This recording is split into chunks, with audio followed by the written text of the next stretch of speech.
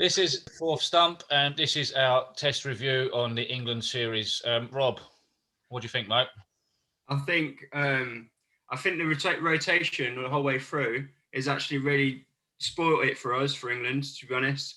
I think start to finish, it just meant we didn't have the right players in the squad. I think 4 times there in that series we were bowled out for 150. It's for a few reasons, really. It's partly for the rotation. It's partly because we only had one all-rounder in sort of Stokes, who's not really a bowler all-rounder. He's just a batsman all-rounder. So it meant that the bowlers were just bowlers. So we didn't have Moeen Ali in there for the 4 games. We only had him in there for 1, which didn't help because Leach and the other spinner, what's his name? Don Bess. Don Bess obviously didn't record very good totals the whole way through. Their average was pretty poor. And there was just a lot of inexperienced players in there. Obviously, the pitches didn't help, but you could play on the pitches, as some players did play well on the pitches. But, inexperienced all the way through, just rotating. No 2 teams are the same. Are we going to do that at the end of the year in the Ashes? And we're going to get smashed up by the Aussies. So, yeah, something needs to be looked at there, really. Joe Root needs a little bit more wiggle room with the rotation. Maybe 1 or 2 changes here and there. Maybe keeping people like Anderson and Broad fit. But that's about it for me, really. I don't think we can keep changing 4 of our best players out of the team every time. I think that, like we touched on the last episode, Moeen Ali going home really did prove the difference. I mean, there was squad rotations, yes, that was the case, but I don't think India really, smashed us with the bat too often. Got them a few wickets down, but it was a case of we didn't have that depth in our spin bowling, which was crucial. And Don Bess came in, bless him, he had a great time in South Africa, especially in the first test. He got a 5-wicket haul in his first innings. He'll come back, he'll come good. He's only 23, but there was nobody else there to sort of help him, put their arm around him and say, look, this is the experience, you need to do that. And he's got taken apart a little bit. For me, the problem was more with the bat. I mean, as I say, there was four of the innings we went out for less than 150. So we struggled more with the bat, and that was with the inexperienced players coming in. 2 or 3 of the games we didn't have Butler or Bairstow in there. I think Burns was left out of a lot of it. So we had, fair enough. Pope played well and Lawrence did well and all the rest of it. And folks coming in, we all know he can do a job. We need to take some positives though, and there was still quite a few for me. Getting already that we actually beat them in Chennai for the first Test match, and that was incredible. Even for India, they were a bit taken back by that, and it started off from such a high. And it's a shame that in the end we was actually, completely outplayed and outclassed in all areas, really. I mean, the positives for me was, I know you were talking about inexperience. Players like Jack Leach, for instance, he took 18 wickets in the series. That's actually incredible for a spinner who's not got the experience playing in the subcontinent. I still don't question the leadership side of it. I don't question the rotation policy either. I believe at the minute, in these times, in these circumstances, it just had to happen. Make a point in there as well. I mean, we're all focused on England right now, and rightly so. We're all England fans and we love England, but we actually had India on the ropes quite a few times. I mean, we're talking about England's batting not being so well. I mean, obviously the first test we bowled them out twice and won the first test. We smashed it. We got 578 in their first innings, so we did really well. But imagine if India didn't have Rohit Sharma. I mean, he was a rock for a lot of their innings. When Ashwin come in, when they were 7 down, when we had a chance to be taking a lead after the first innings in the third test. Ashwin come out and play an absolute blinder. And that also, I don't know if you guys are aware, but Ashwin was actually player of the series. I mean, he was unbelievable. He's bowling and he's batting. I know we did play well as well, obviously on the first test in Chennai, but the toss was so crucial in that game. I mean, the wicket really turned badly on the 5th day, so it helped us a lot. And India came at us and all guns blazing, trying to chase down 400 on the last day, which was ridiculous from them. Yeah, we played well when we won the toss. I mean, on the bad pitches and Malminabad, we did not do well. Did you actually think the approach was all wrong from England then, in terms of the leadership? I don't think you can go to the best country in the world and expect to rotate so many players and try and get anything out of it. No one else is doing that. Personally, I think a series of when India come to England is a bit of a waste of time.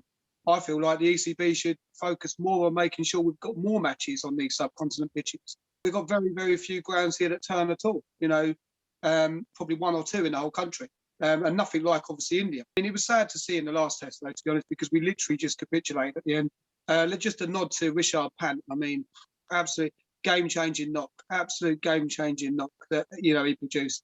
Done it in Australia, came to India, came into this match, and I didn't really think, to be honest, an aggressive batsman.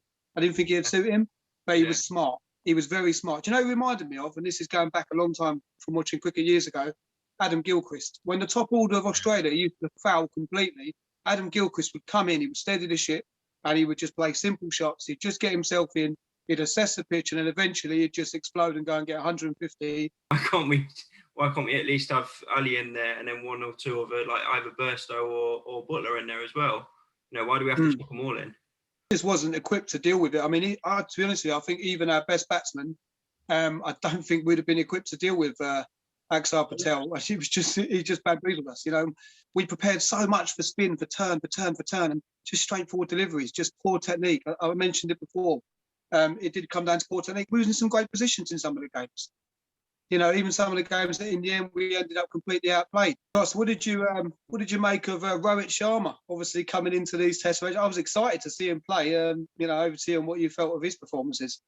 Yeah, well, I mean, Rohit Sharma's obviously he's made his pride his trade in as a T20 specialist, and also we've all seen his ODI knocks for India.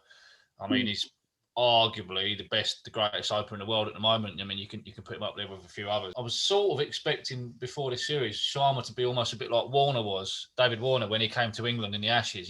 David Warner's got this amazing reputation in the IPL, in the T20 leagues, in the ODIs, and not so much in the Test. And I was expecting Sharma to be a bit like that, sort of maybe a bit of a flash in a pan, but he just came up trumps. He really has sort of changed my opinion on him at Test level after this series. Class, yeah. I mean, just unbelievable. I'm just very, very fortunate to have him as a Mumbai Indians captain.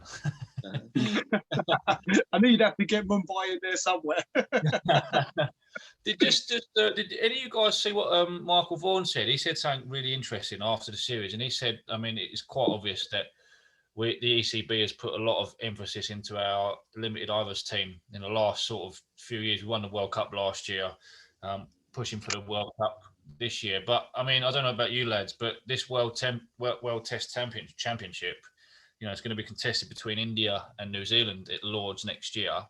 I don't even feel like we was ever even going to be there for it. And Michael Vaughan, he made a massive point in saying, we don't have the best test team. I actually personally believe coming away from India losing 3-1 is a good score for us. I was before the series, I was expecting 4-0. I think I said it before. And just because we don't have the experience, the rotation, the heat, everything about it, it's a massively massive test for our players. And also as well, when India, bear in mind, they just come off their first series win in Australia for the first time in 35 years. When they come to England, they struggle as well. I think we should have gone there and had a go. Like, we didn't even try, did we, to try and get into that Test Championship final? Basically put out a second string, most of it. Just had Stokes and Joe Root in there and just said to the young lads, go on then, go for it. Didn't even really give it a go. I think if we give it a go, I think we can match anyone. Do we just consistently keep bowling on roads over here and then going away and getting thumped, or do you think there should be something done? Because I know there's been a similar thing in Australia where they actually replicated some Indian spinning wickets, and they actually purposely built into their training grounds. Is it something we should incorporate? Do you think? Yeah, maybe. Let's not forget we did have a spinner out there that played one game, took 8 wickets. So we do have a spinner that is available when we want him. Don't forget Joe Root as well, best all-rounder in the world. Yeah. after his fifer. Yeah. How much emphasis put on the 50 over World Cup, on the one-day World Cup, wasn't there? In 2019 for England to go and win that. The Test team is bound to suffer from that. I think our Test 11 should match anyone's 11. I don't see any problem with it. We just got to start playing more of our best players than we are.